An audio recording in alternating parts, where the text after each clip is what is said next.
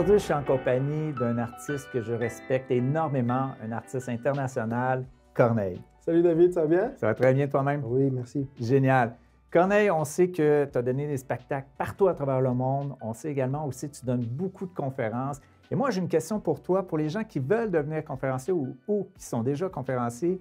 Est-ce que c'est plus stressant de donner une conférence ou de faire un spectacle de musique? Ça dépend pour qui. Moi, en ce qui me concerne, c'est beaucoup plus stressant de faire un spectacle de musique que de faire une conférence. Ben oui, parce que la musique, c'est quelque chose de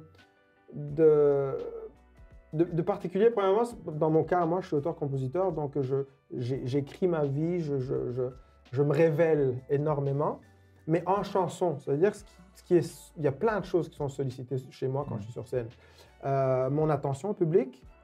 Il faut que je sois honnête dans ma démarche, que je chante, il faut que ma voix soit en forme, pas juste un petit peu en forme. Il ne faut pas que je sois juste capable de parler, il faut que je sois capable de projeter, de pousser la voix, de chanter, d'écouter les musiciens derrière moi, d'écouter mon public, de faire le pont entre la musique, ce qui se passe sur scène et le public. Il y a énormément de choses à gérer et je sais très bien quand un spectacle s'est mal passé. Ah oui, hein? Ben oui, parce qu'il y a des chansons où je sens que j'ai pas l'attention de tout le monde, par exemple, versus le spectacle juste avant où la même chanson, tout le monde était en osmose, on était en diapason, tout le monde. Puis à ce moment-là, je sais que quand c'est une chanson qui touche, ben, le public est ensemble. Quand c'est une chanson où c'est le party, je le sais, je les vois. Ils sont tu les vois interagir Exactement. avec toi. Donc à chaque instant, j'ai des indices qui me disent si ça se passe bien ou pas. Puis c'est aussi ce que je fais depuis que je suis tout jeune. Donc j'ai comme une espèce d'attachement puis d'insécurité aussi qui vient avec ça. Alors que encore aujourd'hui, oui, encore aujourd'hui, tu as de l'insécurité dans un spectacle. Oui, hein? Absolument, absolument. Parce que je suis dépendant de quelque chose de très fragile finalement. La voix, c'est quelque chose de très fragile puis très psychologique aussi.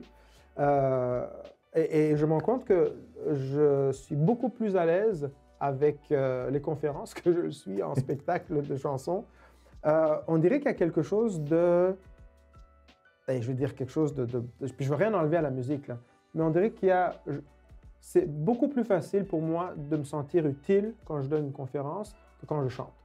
OK. Quand je chante, je ne sais jamais ce que je suis en train de faire avec le public. Je sais qu'ils ont l'air bien, ils ont l'air contents, ils ont l'air heureux, puis ça, je le ressens vraiment. Mais je ne sais pas ce qu'ils amènent chez eux.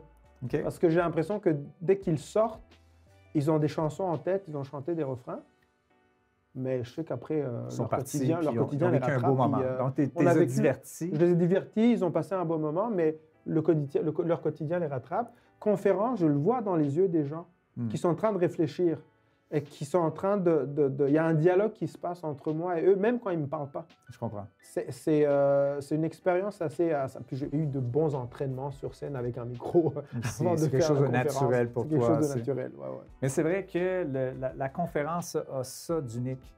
A vraiment ce côté-là de la scène. Souvent, c'est le partage qu'on fait, le ressenti qu'on va donner, les petits morceaux que les gens vont repartir avec qui fait une grande différence. Ouais. Corneille, merci beaucoup d'avoir été là avec nous.